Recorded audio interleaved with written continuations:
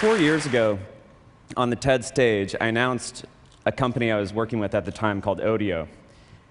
And because of that announcement, we got a big article in the New York Times, which led to more press, which led to more attention, and me deciding to become CEO of that company, whereas I was just an advisor, and raising a round of venture capital and ramping up hiring.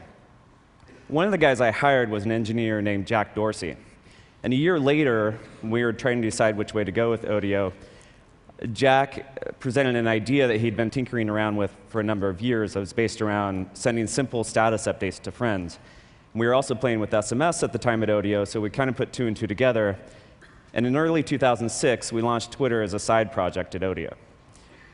Now, it's hard to justify doing a side project at a startup where focus is so critical. But I had actually launched Blogger as a side project in my previous company, thinking it was just a little thing we do on the side. And it ended up taking over not only the company, but my life for the next 5 or 6 years. So I learned to kind of follow hunches, even though you can't necessarily justify them or know where they're going to go. And that's kind of what's happened with Twitter time after time. So for those of you unfamiliar, Twitter is based around a very simple, seemingly trivial concept. You say what you're doing in 140 characters or less, and people who are interested in you get those updates. If they're really interested, they get the update as a text message on their cell phone. So for instance, I made Twitter right now that I'm giving a talk at TED. And in my case, when I hit send, up to 60,000 people will receive that message in a matter of seconds. Now, the fundamental idea is that Twitter lets people share moments of their lives whenever they want, be they momentous occasions or mundane ones. It is by sharing these moments as they're happening that lets people feel more connected and in touch, despite distance and in real time. This is the primary use we saw of Twitter from the beginning, and what got us excited. What we didn't anticipate was the many, many other uses that would evolve from this very simple system. One of the things we realized was how important Twitter could be during real-time events. When the wildfires broke out in San Diego in October 2007, people turned to Twitter to report what was happening and to find information from neighbors about what was happening around them. But it wasn't just individuals. The LA Times actually turned to Twitter to dispense information as well and put a Twitter feed on the front page. And the LA Fire Department and Red Cross used it to dispense news and updates as well. At this event, dozens of people here are twittering, and thousands of people around the world are following along because they want to know what it feels like to be here and what's happening.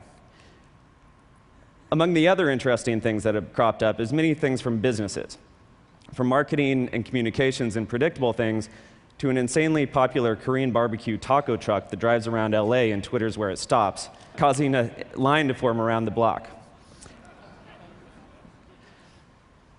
Politicians have recently begun Twittering. In fact, there's 47 members of Congress who currently have Twitter accounts, and they're tweeting, in some cases, from behind closed-door sessions with the president.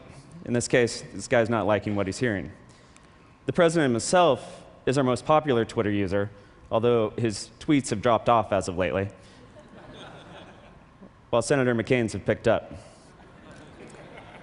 as of this guy's.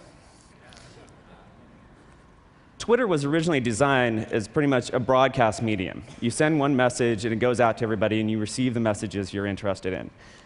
One of the many ways that users shaped the evolution of Twitter was by inventing a way to reply to a specific person or a specific message.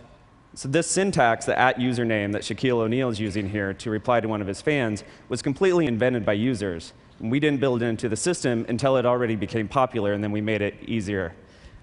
This is one of the many ways that users have shaped the system. The other is via the API. We built an application programming interface, which basically means programmers can write software that interacts with Twitter.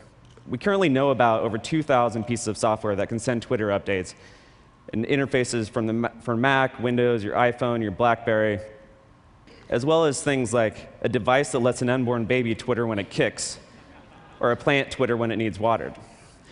Probably the most important third-party development came from a little company in Virginia called Surmise.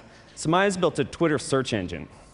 And they tapped into the fact that if you have millions of people around the world talking about what they're doing and what's happening around them, you have an incredible resource to find out what's happening among any topic or event while it's going on. This really changed how we perceive Twitter. For instance, here's what people were saying about TED. And this is another way that our mind has shifted, and Twitter wasn't originally what we thought it was. So we liked this so much, we actually bought the company and are folding it into the main product.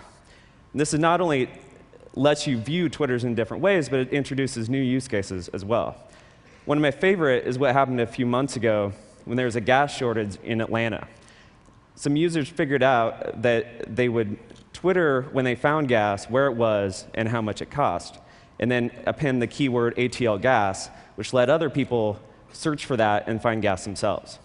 And this trend of people using this communication network to help each other out goes far beyond the original idea of just keeping up with family and friends. And it has happened more and more lately, whether it's raising money for homeless people or to dig wells in Africa, or for a family in crisis. People have raised tens of thousands of dollars over Twitter in a matter of days on several occasions. It seems like when you give people easier ways to share information, more good things happen. I have no idea what will happen next with Twitter, but I've learned to follow the hunch, but never assume where it will go. Thanks.